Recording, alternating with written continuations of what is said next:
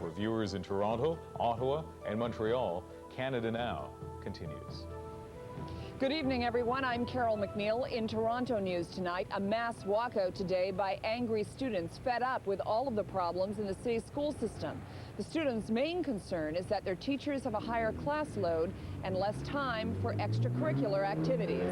Mike Wise joins me now with the details. Good evening, Mike. Good evening, Carol. Actually, yes, this happened just a few kilometers from where we're standing right now on Eglinton right now, where student councils at 5 different schools in this local area coordinated a big protest rally using email and pamphlets like this. They had students gathered about 11 o'clock this morning, and then, or at least walk out of their schools at 11, and then had them gather for a rally outside York Memorial Collegiate.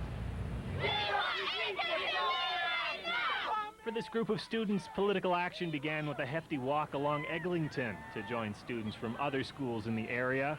All of them, they say, suffering from a lack of extracurricular activities.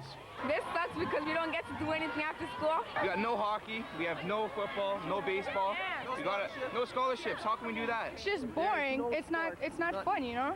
The purpose of the walkout is to show all the students here at our school that there is an issue that they can stand up for. Together we can fight for our voice. We can get something across. There was plenty of enthusiasm. For these cheerleaders, even a chance to perform, since there's no school teams to cheer on. At George Harvey, they have no cheerleading teams, no after-school activities. We pay our activity fee. We expect some good activities. I think Mike Harris is really just cheating us. He has no consideration for the students or the teachers. Despite the anger, officially this was a rally not designed to blame anyone. We've had to deal with every year conflicts between the teachers and the governments, and we're the ones losing out.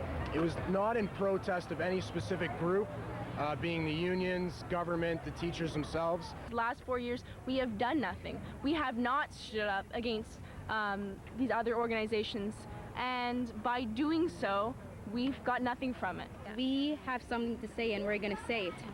We want the teachers and the government to agree, and we want them to realize that they're messing with their lives. The students didn't want to mess with the school, though. They organized a cleanup detail after the rally. So very Canadian of them. Now, actually, not much of a chance of any of the students that took part getting any sort of sanctions from the school or getting in trouble, because this walkout was performed with the full knowledge of the administration in the various schools involved. And as a matter of fact, they didn't really stand in the way. One principal telling me today that he considered the whole thing a bit of an educational opportunity, which I guess, Carol, makes it slightly ironic in that the students were using their extracurricular time to plan a rally about not having any extracurricular activities. Great if they're going into political science. Yes. What is the status of negotiations?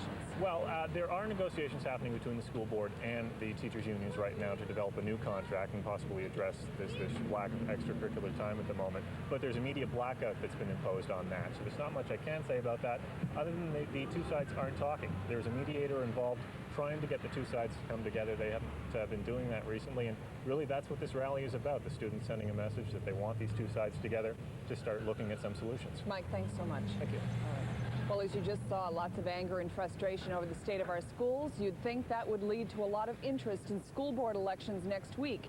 But some candidates say they're up against the same old problem, voter apathy. That story now from Robin Smythe.